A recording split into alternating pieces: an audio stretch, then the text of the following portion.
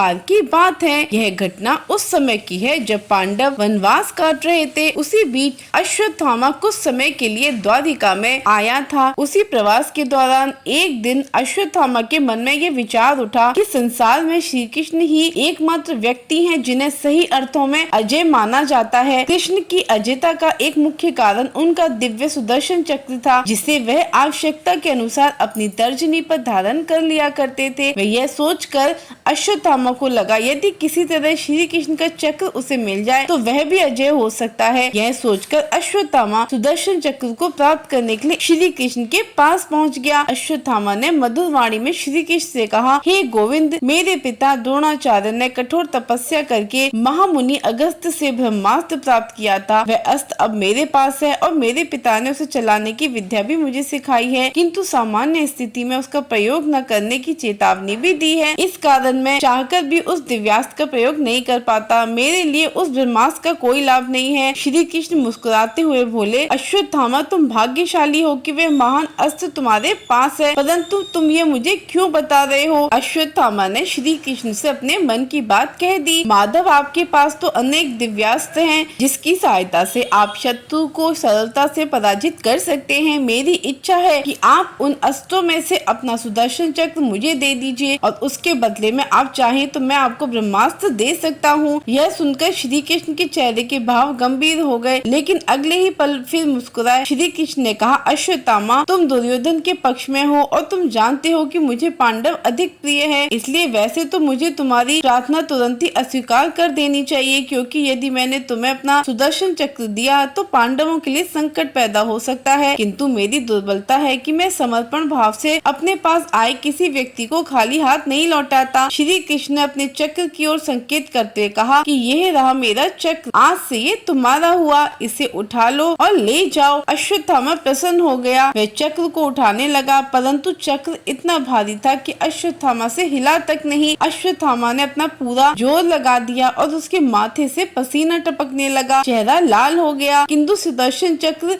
टस से मस नहीं हुआ। अश्वत्थामा लज्जित महसूस कर रहा था। वह निराश होकर पीछे हट गया और दृष्टि झुकाए श्री कृष्ण के सामने खड़ा रहा। तब श्री कृष्ण बोले, अश्वत्थामा, मैंने 12 वर्ष तक कठोर ब्रह्मचर्य व्रत का पालन करने के उपरांत इस चक्र को प्राप्त किया है और यही कारण है कि यह तुमसे हिला तक नहीं है। परंतु मैं तुमसे ये पूछना चाहता हूँ कि गांडीवधारी अर्जुन की ध्वजा पर वानर का चिन्ह सुशोभित है और उसने इंद्र में उमापति भगवान शंकर को भी संतुष्ट कर दिया था, परंतु फिर भी अर्जुन ने चक्र पाने की इच्छा नहीं की। यहाँ तक कि मेरी पत्नी रुक्मणी के गर्भ से उत्पन्न प्रद्युम्न भी मुझे यह चक्र कभी नहीं मांगा। तुम भरतवंशी आचार्य द्रोण के पुत्र हो, तुम्हारे पास ब्रह्मास्त्र के साथ उसे चलाने का ज्ञान भी है, तो फिर तुम्हारे मन में इस चक्र को पाने की इच्छा क्यों जागृत हुई? तुम यह चक्र लेकर किसे पराजित करना चाहते थे? अश्वत्थामा अपनी असमर्थता पर लज्जित था। उसने श्री कृष्ण के सामने आंखें झुकाते हुए उनसे सच कह दिया, माधव, मैं जानता हूँ कि आप अजय हैं